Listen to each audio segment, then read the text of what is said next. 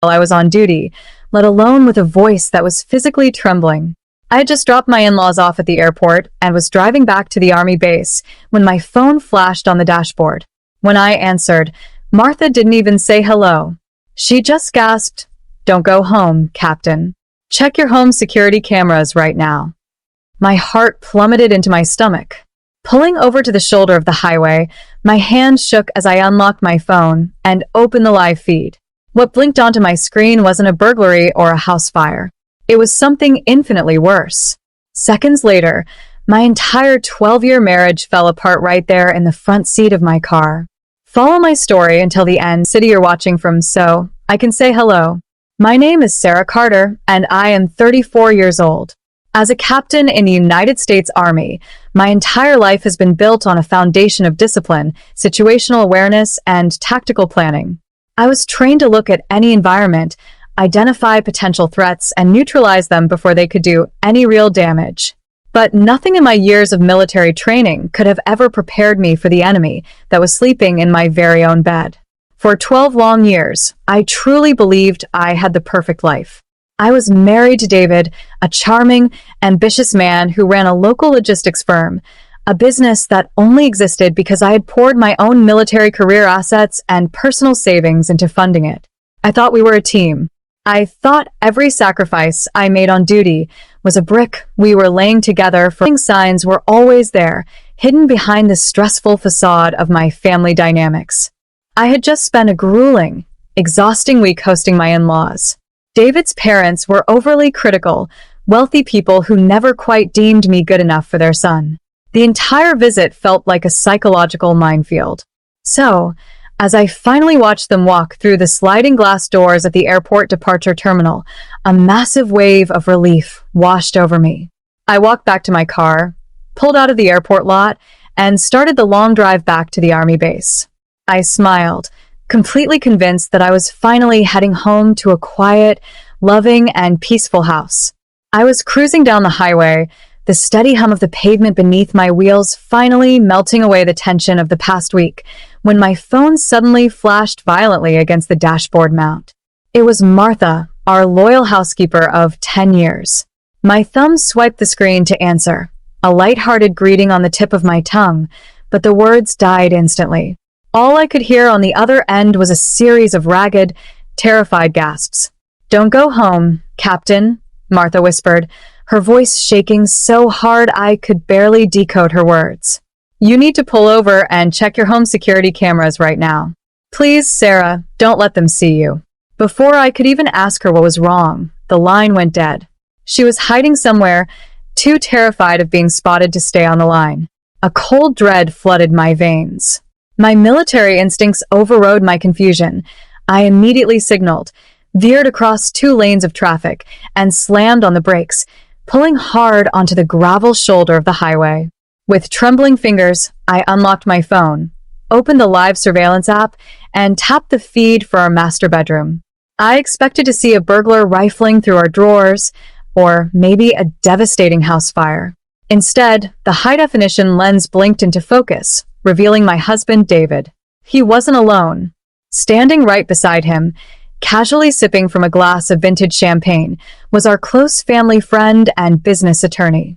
They were laughing. My chest tightened as I watched David drag my heavy personal military safe out from the closet, setting it squarely on the bed. Within seconds, my entire 12-year marriage fell apart right there in the front seat of my car.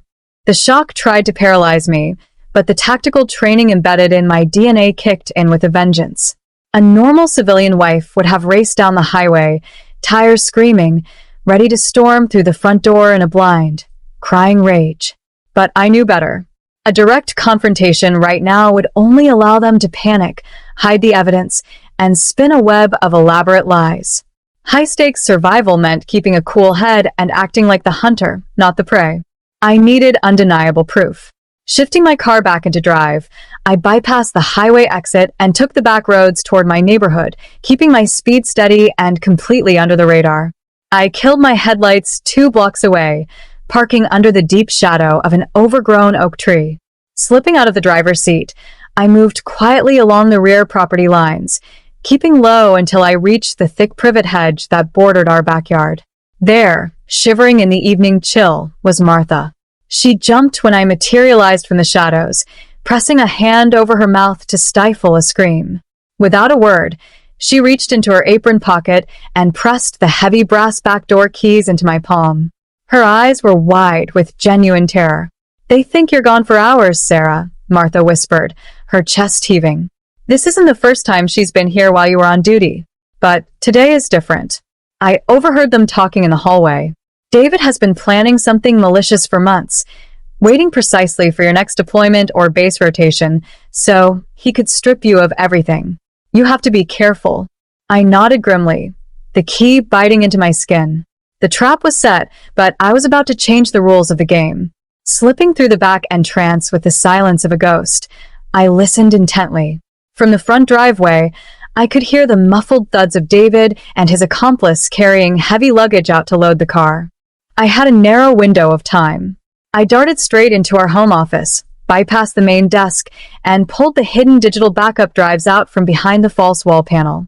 I plugged the main drive into my secure military tablet, and within seconds, the horrifying reality of his financial betrayal unfolded on the screen.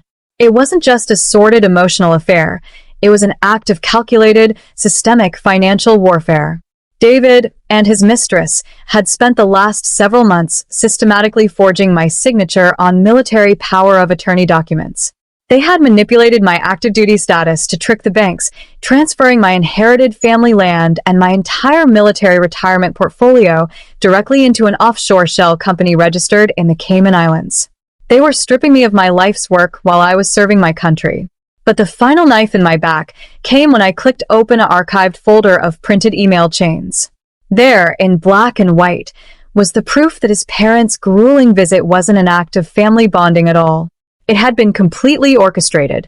Their perfectly timed departure to the airport was a calculated distraction designed to ensure I would be miles away and stuck in heavy traffic for hours. It provided David with the exact window of absolute privacy he needed to clear out the final assets from my personal safe. My jaw clenched as I downloaded every single file. They wanted me broke and broken, but they had just handed me my ammunition. With the downloaded evidence secured on my military tablet, I slipped back out through the rear entrance, as quietly as I had arrived. From the shadows of a hedge, I watched David slam the trunk of his car, completely oblivious to the fact that his perfect crime had just been entirely compromised. He thought he had won. I let him drive away into the night, nursing that false sense of absolute victory. The moment their taillights vanished, my survival instincts shifted from reconnaissance to full-scale tactical warfare. I didn't waste time crying. Instead, I immediately contacted a ruthless military judge advocate for my base, alongside one of the sharpest civilian divorce attorneys in the state. I didn't just present a standard case of marital infidelity. I handed them an ironclad digital dossier. I provided the high-definition screen recordings of the bedroom surveillance footage, the irrefutable forensic evidence of the forged signatures, and a signed, notarized eyewitness statement from Martha. My civilian attorney reviewed the sheer volume of the fraud and let out a low, grim whistle. He gave me a piece of highly strategic advice. Do not confront him yet. He told me to let David officially file the fraudulent power of attorney paperwork with the state registry the very next morning. By allowing him to complete the transaction, David wasn't just committing a civil offense against his wife. He was officially stepping directly into a federal trap, sealing his own fate under grand larceny, identity theft, and wire fraud laws. I smiled in the dark, watching the trap spring shut. The confrontation arrived exactly 3 days later. David had officially filed the fraudulent paperwork, and completely unaware that his trap had backfired, he had his lawyer serve me with sudden divorce papers. Arrogant to the very core, he believed he held every single asset we owned. He confidently called a joint meeting at a downtown conference room to settle out of court, fully expecting me to beg for scraps. I walked into that glass-walled room with absolute military composure, sitting down calmly across the polished mahogany table. David smiled at me, a patronizing, smug smirk that made my skin crawl. He adjusted his expensive watch and leaned forward, stating that if I signed over the remaining property rights today, he would graciously ensure the divorce proceeded quickly and painlessly. That was the exact moment my attorney nodded toward the large presentation screen on the wall. The smug smile instantly died on David's face as the high-definition home security footage began to play, showing him and his accomplice clearing out my personal safe. Before he could even open his mouth to lie, my lawyer dropped a heavy stack of federal fraud indictment papers squarely onto the desk. The transformation was spectacular. The arrogance instantly evaporated, and the color drained completely from David's face until he looked like a ghost. He began to hyperventilate as my attorney calmly listed the charges: grand larceny, identity theft, and wire fraud. He realized, with absolute horror, that his assets were frozen, his accomplice was implicated, and he was facing severe federal prison time. Faced with undeniable federal charges, David took a quick plea deal to avoid the absolute maximum prison sentence. It didn't save him from total ruin, though. He lost his logistics firm, his reputation, and every single penny to his name just trying to pay off his massive legal fees. On the other hand, the court restored all of my stolen retirement funds and secured my family land. The house remained completely mine, and the very first thing I did with my recovered assets was write a life-changing bonus check for Martha, a small token of absolute gratitude for her fierce, unwavering loyalty. Today, I live a peaceful, focused life back on the military base, feeling sharper, stronger, and more independent than ever before. I am no longer defined by someone else's cruel betrayal. Now, I am curious about all of you who listen to my story.